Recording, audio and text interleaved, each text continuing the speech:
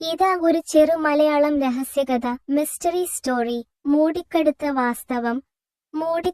വാസ്തവം. കുമ്പഴപ്പാറയിലെ പഴയ തൊട്ടിലിടത്തിൽ അടുത്തടുത്തായി 5 വീടുകളുണ്ട്. ആ ഗ്രാമത്തിൽ താമസിച്ചിരുന്ന അനിത ടീച്ചർ അപ്രത്യക്ഷയായത് ഇന്നേക്ക് 7 ദിവസമായി. ആളുകൾ ആദ്യം അതിനെ വലിയ കാര്യമാക്കിയില്ല.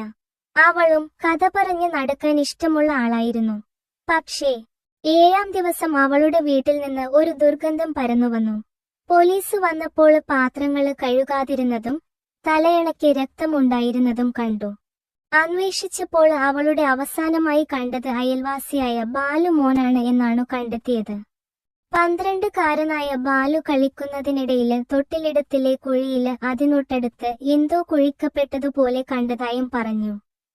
അവിടെ കുഴിച്ചു നോക്കിയപ്പോൾ ഒരു ചട്ടിയിൽ ഒളിപ്പിച്ച നോട്ടുകൾ കണ്ടു. ഏകദേശം 10 ലക്ഷം രൂപയും ചില പഴയ കത്തുകളും. കത്തുകൾ അനിത ടീച്ചറുടെ കയ്യിലേക്കുള്ളത് തന്നെ. ഒരു കത്തിൽ എഴുതിയിരുന്നത്, കൂടുതൽ നിനക്ക് ഈ രഹസ്യം വെളിപ്പെടുത്താൻ ധൈര്യം വന്നാൽ ഈ പണം നീ എടുക്കുക. പക്ഷേ സത്യം പറഞ്ഞാൽ ജീവൻ നഷ്ടമാകും. അത് ആരോടാണ് എഴുതി നൽകിയതെന്നു വ്യക്തമല്ല. അനിത ടീച്ചർ എവിടെ പോയി? ആ പണം അവളുടേതാണോ? ആ കത്ത് ആരെ ലക്ഷ്യമിട്ടതാണെന്നോ യാതൊന്നും വ്യക്തമായില്ല. പോലീസ് കേസ് ഇപ്പോഴും അന്വേഷണം തുടരുകയാണ്. ഗ്രാമവാസികൾ ഇന്നും വിശ്വസിക്കുന്നുണ്ട് ആ തൊട്ടിലിടത്തിൽ ഒരാത്മാവുണ്ട്. അതാണ് ആ പണത്തിനും രഹസ്യത്തിനും കാവൽ നോക്കുന്നത്. നിങ്ങൾക്ക് കഥയുടെ തുടർച്ച വേണോ?